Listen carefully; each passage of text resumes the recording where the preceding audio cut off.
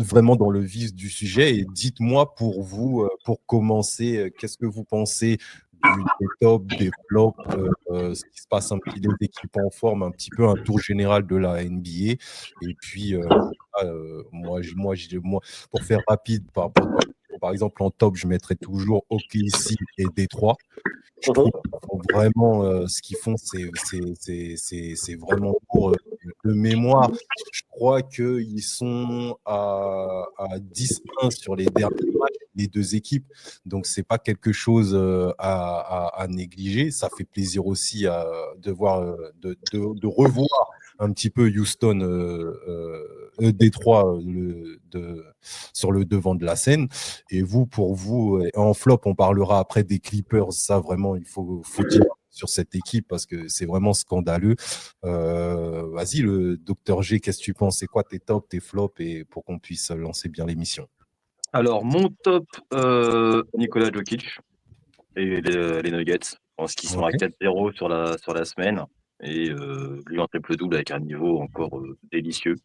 Je pense qu'il va concurrencer fort le petit meneur d'OKC pour la MJP, encore une fois. Je pense que le duel va être très très beau à suivre. Ensuite, je te rejoins avec Cade et les Pistons, toujours en top.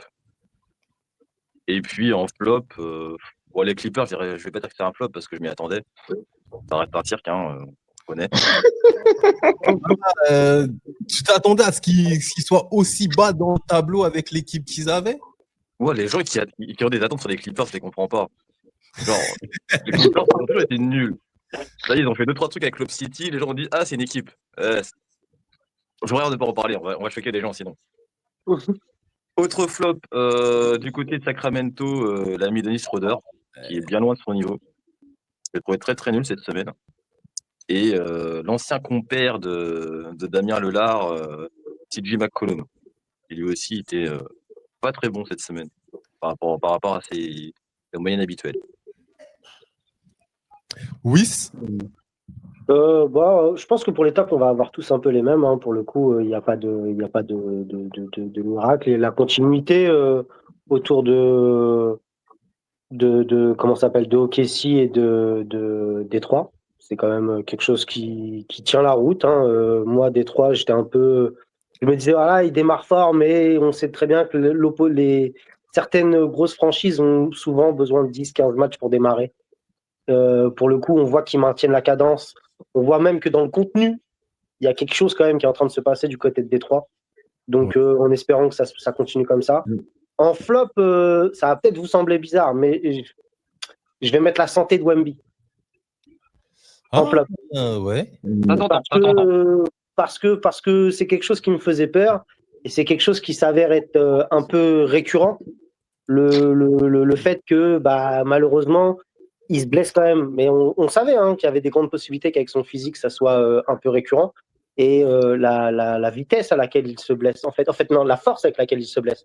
Le fait que là, il prend une blessure, on applique tout de suite la sécurité maximale et tout de suite, il tombe sur un mois d'arrêt, quoi.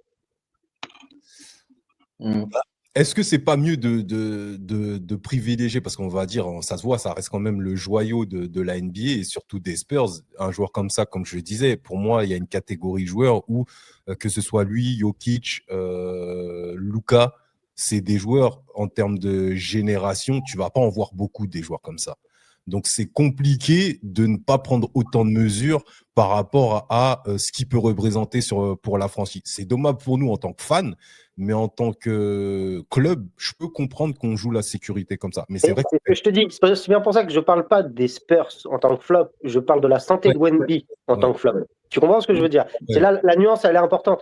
Le cheminement des Spurs, pour moi, il est intelligent.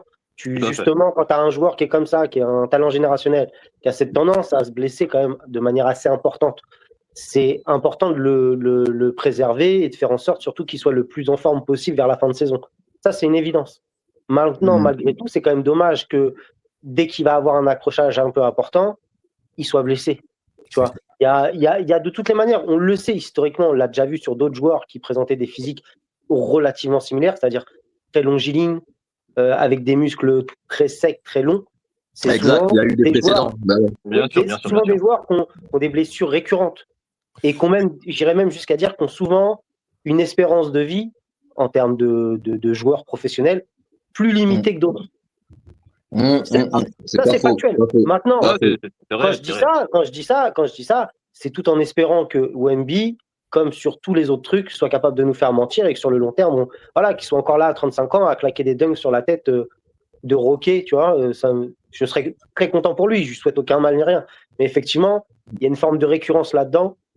Et moi, comme je vous ai dit la semaine dernière, le gros point des Spurs, même si l'équipe est belle et qu'il y a des bons joueurs, si Wemby n'est pas là et si Wemby n'est pas ne serait-ce qu'à 90%, c'est une équipe qui est beaucoup moins impressionnante qu'elle ne l'est. Oui, c'est clair. Mais après, je vais donner la parole à Doc, mais après, le fait qu'il soit aussi unidimensionnel sur tous les aspects du jeu, parce que franchement, la dimension qu'il prend, elle est stratosphérique sur son équipe.